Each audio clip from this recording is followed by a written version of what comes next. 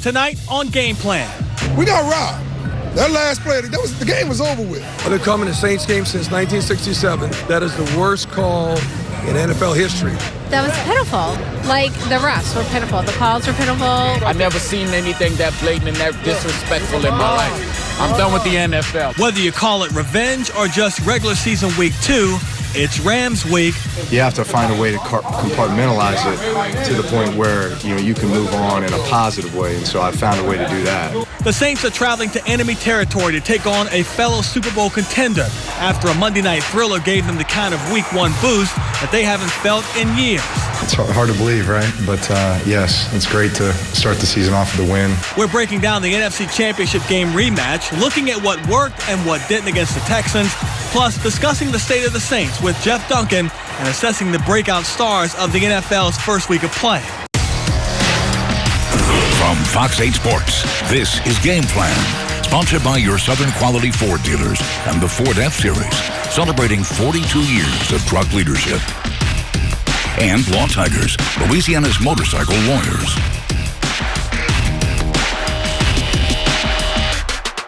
One and oh, the Saints have not said that in quite some time, but now it's off to the West Coast for weeks 2 and 3. Welcome to Game Plan with Juan Kincaid. I'm Sean Fazan. It's time to hit the road to face a familiar opponent on their home field. Saints fans have been counting down to this rematch of the NFC Championship game. As for the players themselves, the Rams will be a pretty good barometer, but they refuse to call it a revenge game. Still haven't, never will.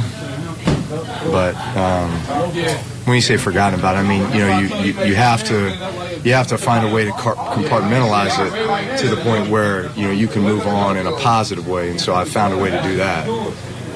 But as far as just, the events, you live and learn, and, sometimes things don't go your way, and you got to find a way to come out better on the other side.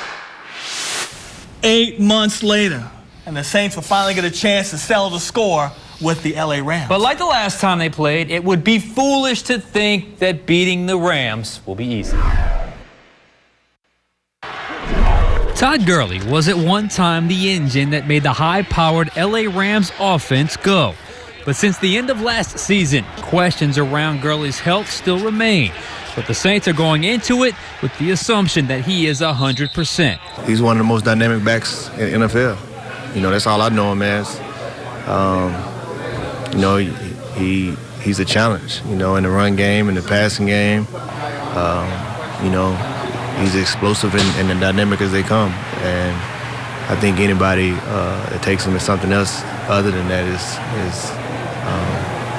not wise. Jared Goff is still the Rams quarterback. The only difference is now he's a well-paid one after signing a lucrative extension just a few weeks back.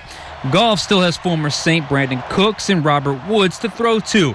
He'll also have a weapon he didn't have in the NFC title game, slot receiver Cooper Kupp, who tore his ACL a week after their Week 9 matchup last season. In his first game back last week, Kupp showed no signs of lingering health concerns. It all adds up to a lethal offensive attack for the Rams. It's one of the most dynamic offenses in the NFL. I think they finished number 2 overall in offense and points scored last year. And, that kind of speaks for itself. They get you with a lot of different looks. They can run the ball well. They can throw the ball well. They don't make a lot of mistakes. And so with a good quarterback, one of the top running backs in the game, some very dynamic receivers, good tight ends, good offensive line, and then they're just very, very well coached and executed at a high level. Defensively, the Rams have a lot, but it all centers around their man in the middle, Aaron Donald, arguably one of the best football players regardless of position in the game. He is an all-the-time player. He's got such a high motor, so he is full go all the time. He is so multiple in the things that he can do, the moves that he can give you, the inside, the outside, the rip, the jump, I don't even have names for all the moves that he can do to get to the quarterback. You cannot block him with one guy. He's just that good a player. He's such an impact player. He can change a game, so I don't know if I've ever seen anybody like him. Now, the last time the Saints were at the LA Coliseum, they lost that game, so it's not an easy place to play. And it may only be week 2 of the regular season, but this will feel like a playoff game for sure. And at times this Sunday, it could feel like week 1 for the Saints defense as well. The way the Texans attacked the Saints secondary with deep balls won't go unnoticed by Rams head coach Sean McVay. He admittedly didn't stretch the field as much as he would have liked in his team's win against Carolina, but he's vowing to change that approach for the black and gold. You know, I think the thing that we always want to try to do is stress the people, stress defenses horizontally and vertically. And I didn't think I did a good enough job of enabling us to stress people vertically, and that's something that, we'll make an emphasis on. One thing the Rams and Saints have in common, their offenses are so difficult to defend because each quarterback has a ton of receiving options. And look, like the Texans, the Rams also have a former Saint in their receiving corps. He ain't number 5'2". Brandon Cooks, 5'2"-ish. But he last played here in New Orleans in 2016. He has since played for good teams, the Patriots, and now about to begin his second season in L.A. He's arguably been their most dangerous receiver, even though he only had a couple of catches in the Rams' win at Carolina last Sunday. 2 catches. Don't be fooled by that. He is a dangerous receiver. We saw firsthand how good he was here with the Saints. Yeah, and he's played well against the Saints in 2 stops, the Patriots and the Rams. Still to come on Game Plan. Time to talk tape. This week, a closer look at the diversity of Dennis Allen's game plan against the Texans. Stick around. And you can have Saints Talk on demand with the Fox 8 Overtime podcast. Be sure to subscribe, rate, and review it. And you can find our podcast on fox8live.com, the Final Play app, and wherever you listen to your podcasts.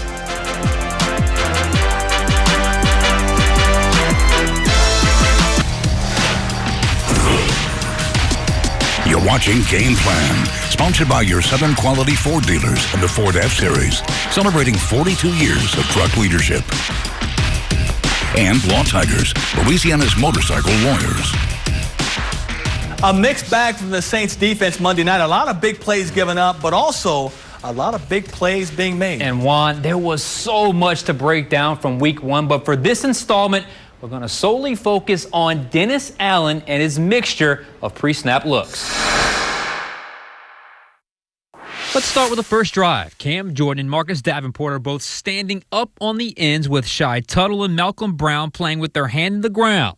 Later in that same drive, Trey Hendrickson, Brown, Davenport, and Jordan are all standing up at the line. This time, though, Davenport and Jordan are on the same side. On the next drive, it's Brown in a 3-point stance at the nose tackle, then Jordan standing up on the strong side with Hendrickson and Davenport standing on the opposite side.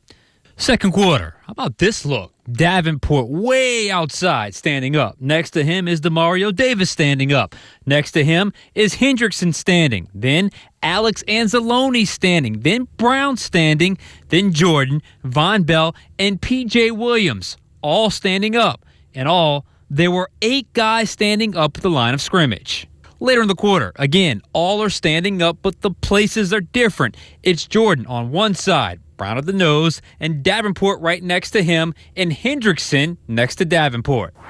And that was just through 2 quarters Monday night. Allen was also no stranger to the blitz. He called 15 of them throughout the game. I don't think he'll be shying away anytime soon when it comes to the Rams this weekend. And what will help that blitz get there? Effective coverage in the secondary, something we didn't see enough of in the latter part of Monday night's game against Houston. One of the lasting impressions from that game, how it almost ended for the Saints, with 2 passes on the Texans' final drive to their final touchdown. Coverage breakdowns, a lack of communication, whatever it was, the guys directly involved know it has to get corrected. We needed that one, man. We let them score in 2 plays, man. We had the game. We got to be better. Just situational football and just knowing what we had to do. Like, it was this miscommunication, you know what I'm saying, on that with D-Hop, Batman up. We can't have that happen. You know, we've been in it 3 years. We can't. I thought we were doing this. I thought we were doing that. We can't do that. And, we'll fix that, coming up. We won't let that happen again. Learning from this mistake is key since the Rams are full of receivers that can give the Saints corners problems. They got to be on their toes this weekend. Yes, they have to limit the explosive plays. Up next, is it really a revenge game in L.A. on Sunday? Jeff Duncan joins us in studio to discuss.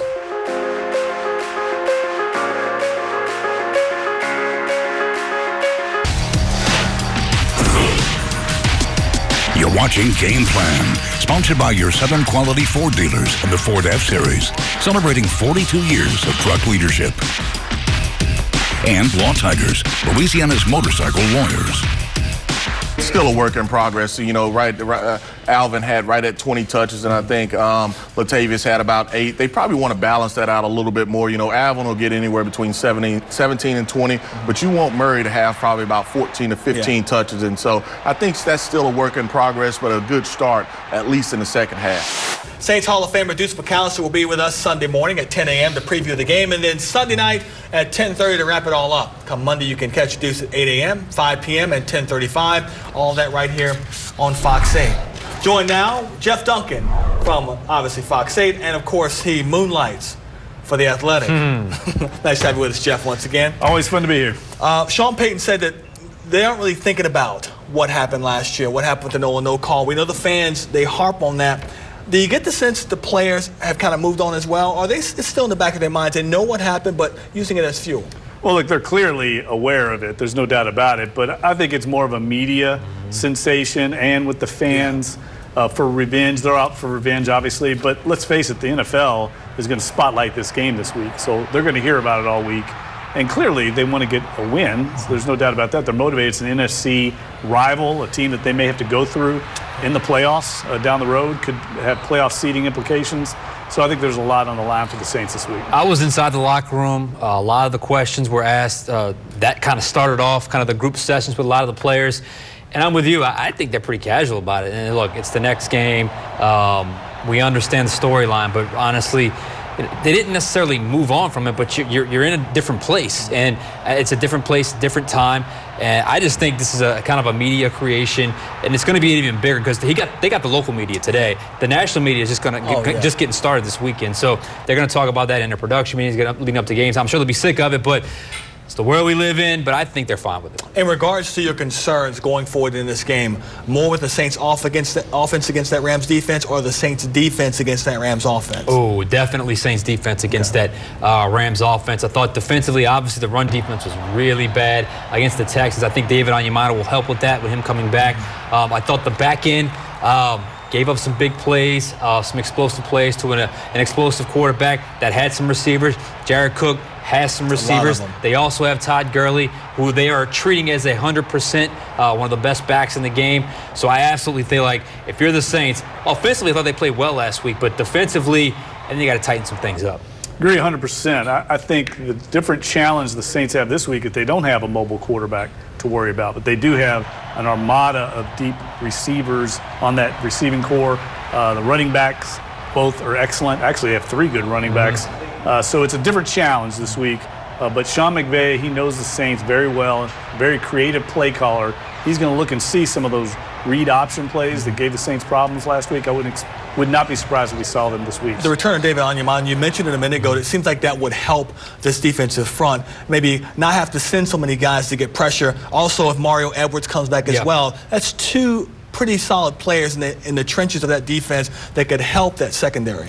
Well, think about who they had at defensive tackle last week. Mitchell Lavin, Shai Tuttle, and Taylor Stallworth. I mean, all guys that worked their way onto the roster, but you were hoping for Rankins, Onyemata, and Mario Edwards. Well, you get Onyemata back. Hopefully you get Edwards back. We'll see if that happens. But at least having him will stabilize it a little bit, and perhaps maybe you don't have to be so crazy and exact with your fronts pre-snap. But still, getting a quality player like that should certainly help, especially against the run, because I mean, they were really exposed to the cutback last week. Yeah, look, David Onyemata is going to have a big year. It's a contract year for him. Guys are always motivated by that. But the problems the Saints had against the run went far beyond just what happened at defensive tackle. They've got to improve their run fits on the second level and on the third level. They just did not play very well against the run. Should we be surprised that on the offensive side of the ball, it took the Saints about a half to kind of knock the rust off? We think about it, this offense hadn't really played together since the 3rd preseason game, and there was only 1 series. Well, I don't know if I'd be surprised by it. I mean, Sean Payton said he took a lot of the blame. He said, look, as a play caller, I never felt like I got a rhythm as well, and it felt that way watching the game. It seemed like they just were out of sync in the run game and in the passing game. But it's week 1 for everyone, and they got it corrected at halftime. 3 straight touchdown drives to start the second half. It looked like the old Saints. Maybe I'm the only one that thinks this. I mean, they didn't score, but they moved the ball. They should have scored in the first drive. I don't know that they were quote-unquote rusty as much as they just didn't finish, weren't efficient on the back end of those drives, but they moved the ball, the 2 drives that got into the red zone, plus the drive right before halftime. I mean, they moved the ball. They didn't run the ball in the first half. They ran the ball in the second half. Look what happened. I think that's kind of what Sean Payton was alluding to. So I think by the end of that game, you felt like that was the Saints offense last week. I feel like that, I know it's just 1 week, but we're kind of getting an idea and a sense of how they're going to use Murray and Kamara in the run game. Agreed? Yeah, I would think so. I'm curious the snap distribution. I think was the Kamara something of 75% of the snaps, 20 touches. That's probably where you're going to be with him. I'd be very curious to see if they ever go higher than that. And if you go back and watch the film of Latavius Murray before he got here, that touchdown run, that is his run. That is his play. That outside zone play, gets downhill, gets to the second level, can score. There were a ton of runs when I went and watched the tape. Right in that range, too. Right outside of 20 yards, he got downhill and was able to go. So I'm curious to see how those two kind of mesh, because I think there's a little bit more there for Latavius Murray. Look, I think Sean Payton is just going to have to put the governor's switch on himself on using Alvin Kamara because he sees what we all see, and that is the guy's an incredible playmaker. Those plays he made in the second half, it's hard to take that kind of talent off the field. And I think in key situations, he's going to have Alvin Kamara in the game because he's a difference maker. Well, real quickly, this is going to be a battle of the 2 Seans, Payton versus McVay. Oh, okay. Not you this time. We know where that would go. But the 2 Sean, McVay and Payton, Payton knows that McVay's the hot name right now in the NFL. And is there a bit of, not jealousy, but a little competitive fire there that you see? They've played. Look, I think they definitely will. When you want to rise to the occasion when you go against another offensive mind like that. I don't think there's any doubt, but I think they both respect each other a lot. Yeah. You can see it during the week as they talk about each other. They steal each other's plays. On the field, they're very friendly with each other. I've seen them at the NFL owners meetings spending time together. But there's no doubt, just like any coach would, Andy Reid, Bill Belichick, when you go against the best, you want to prove yourself as a play caller and as a head coach. Especially, we saw this offseason, the McVay coaching tree is the hot thing right now. And at one point, that was the Sean Payton thing. The Sean Payton coaching tree was kind of the hot thing. So I don't think there's any jealousy, but I do think there's an immense respect on both sides. All right, we'll leave it right there with Jeff Duncan from, obviously, the Athletic, and now with Fox 8. Happy to have him on board with us here. Coming up, what to make of the breakout stars of the NFL's first week. Chris Hagan will find you the fantasy football extra points you need to win.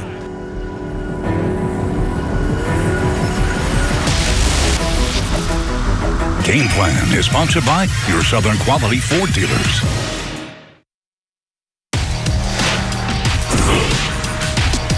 You're watching GamePlan, sponsored by your Southern Quality Ford dealers and the Ford F-Series, celebrating 42 years of truck leadership.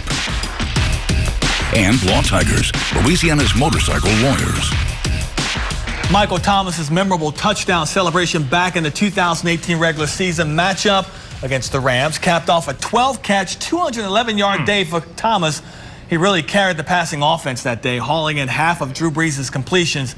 In the playoffs, though, Thomas had just 4 catches for 36 yards on 7 targets, forcing Brees to look elsewhere. He ended up going to Alvin Kamara most of the time, with the running back accounting for half of the other 22 catches on the team. If the Saints want a repeat of Week 9 and that victory, dialing up Thomas is a big key to the game. Week 1 of the NFL season was quite interesting for fantasy owners. Guys you decided to keep on the bench because you didn't expect much from them made you look like a foolish GM. Pity the fool, I do. In the running back department, some names are starting to pop up as go-to guys for Week 2. Chris Hagan reports in this week's Extra Point.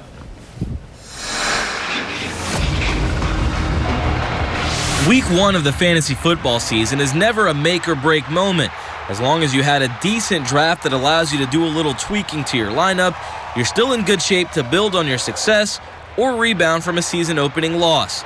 From what we saw play out over the weekend, the running back position is where we learned some trends that might be here to stay. I'll give you some of the guys that I like that are moving in the right direction, as well as some others that I'm worried about. Trending upward, I love Marlon Mack of the Colts. Without Andrew Luck, we saw Indy commit to the run, which resulted in 25 carries for more than 170 yards and a touchdown for Mack. It's one of the few backfields in the league where you don't see a committee. The same can be said for Chris Carson in Seattle. As expected, he led the team in carries, but the bonus to Carson's first Sunday was he also led the Seahawks in targets. That gives him even more value in PPR leagues, which is a pleasant surprise for a running back that typically went late in the third round of most drafts. Meanwhile, in Minnesota, Dalvin Cook, under the Vikings' new run-first offense, could be a breakout fantasy star. He absolutely torched the Falcons, and Minnesota head coach Mike Zimmer is all for more Cook touches and less chances for Kirk Cousins in the passing game to turn the ball over. Then, how about the two breakout Week 1 performances in the AFC West? Josh Jacobs of the Raiders making his rookie debut with 2 touchdowns, and Chargers backup turned starter Austin Eckler with 3 touchdowns of his own. As guys considered to be RB2s or even flexes, they could be a tremendous value as the season continues. But all that said, it wasn't all good. 3 particular backfields have me a little worried, starting with the Rams. From a real-life standpoint, there's no issue. The combination of Todd Gurley and Malcolm Brown is great for them both to be fresh. However, from a fantasy football perspective, not being able to rely on either to be the main touchdown scorer makes them difficult to rely on. If you took Gurley in the first or second round, you're stuck with whatever results may come. Unfortunately for those hunting Malcolm Brown on the waiver wire, I'm just not sure I'm ready to make him a weekly starter. Elsewhere, while I think the Falcons' offense as a whole will bounce back, the performance of Devontae Freeman was less than stellar, averaging less than 2.5 yards per carry and not doing much of anything else in the passing game. And finally, the Broncos' backfield faces the same fantasy football dilemma as the Rams. Phillip Lindsay and Royce Freeman seem to be splitting carries right down the middle, and that's not good for anyone hoping that they can put up some big numbers. Time will tell us who becomes the go-to player, or if Denver decides to start going with the hot hand and giving one of them more touches. For more on the matter, check out the Extra Point blog on the Final Play app or fox8live.com, where we'll break down several more concerning trends as well. Reporting for GamePlan, I'm Chris Hagan.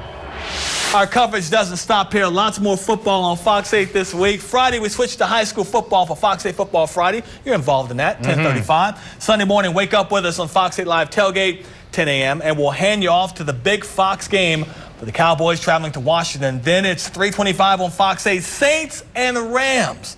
Our post-game reports begin on Fox 8 News at 9, leading up to the final play at 10:30. And of course, you can always get in touch with us using the Final Word feature on the Final Play app. That'll do it for us tonight. Thank you for watching GamePlan, and thanks to everyone here at Fox 8 for their contributions. Our next newscast is at 4:30 in the morning. Good night, everyone. From Fox 8 Sports, this has been GamePlan, sponsored by your Southern Quality Ford dealers and the